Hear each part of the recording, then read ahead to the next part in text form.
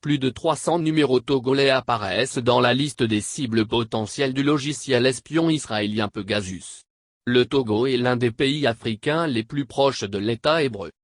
Professeur en médecine, respectable spécialiste en chirurgie viscérale, David Ekwedos n'a rien du dangereux terroriste sahélien ni du mafieux international contre lequel il faudrait user d'armes formatées pour lutter contre ces deux fléaux.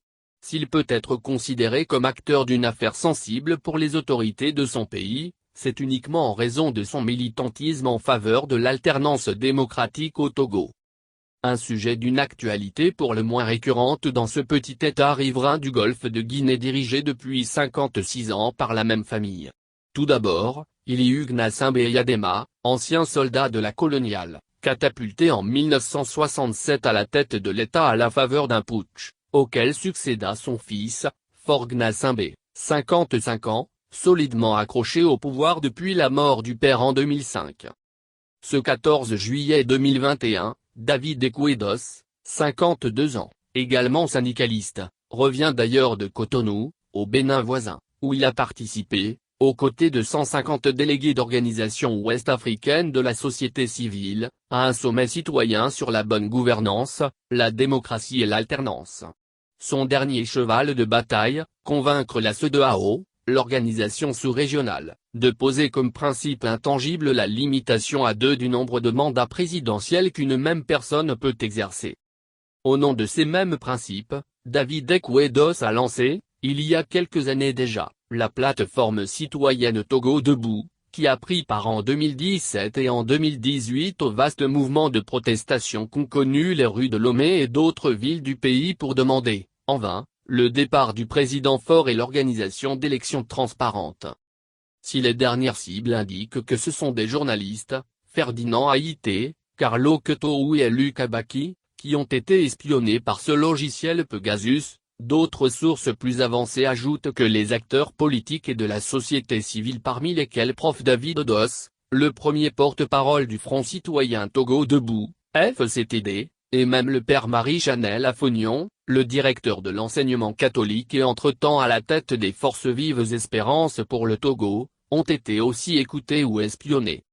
À en croire le confrère français Le Monde, il serait plus de 300 numéros togolais sur la liste des cibles du logiciel malveillant israélien.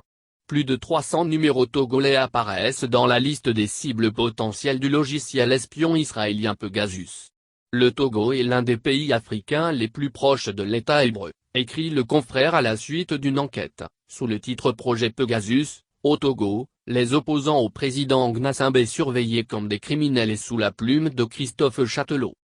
Le Monde qui fait parmi des 16 médias sélectionnés avec lesquels les documents des enquêtes ont été partagés, cite Tikpiat Chadam, le leader du Parti national panafricain, PNP, Abeyom Kodjo, le président du mouvement patriotique pour la démocratie et le développement, MPDD, est candidat de la dynamique Monseigneur Kepotzro, DMK, à l'élection présidentielle du 22 février 2020, parmi les cibles. Pas une surprise. Le chef de l'État togolais Faure Gnassingbé, questionné par le confrère français, n'aurait pas nié, sans pour autant confirmer. Interrogé, mercredi 14 juillet, à Lomé par Le Monde sur l'utilisation par son pays du logiciel Pegasus dans la lutte contre le terrorisme, le président Faure Gnassingbé ne nie pas. J'ai appris ça, commence-t-il par dire en riant, avant de préciser, chaque État souverain s'organise pour faire face à ce qui le menace avec les moyens dont il dispose. Et concernant le détournement de cette arme numérique contre ses opposants? Ah, ça, je ne peux pas vous le confirmer. Ni donc l'exclure, rapporte l'article. Au fil des jours et / semaines, avec les investigations menées par le consortium de journalistes Forbidden Story en collaboration avec Amnesty International, tous les noms derrière ces 300 numéros seront certainement révélés. Déjà des indiscrétions évoquent des victimes de cet espionnage dans tous les secteurs, y compris le milieu diplomatique. Sur le plan politique, il nous revient également que même des gens de la maison dont des galonnés seraient aussi espionnés au Pegasus.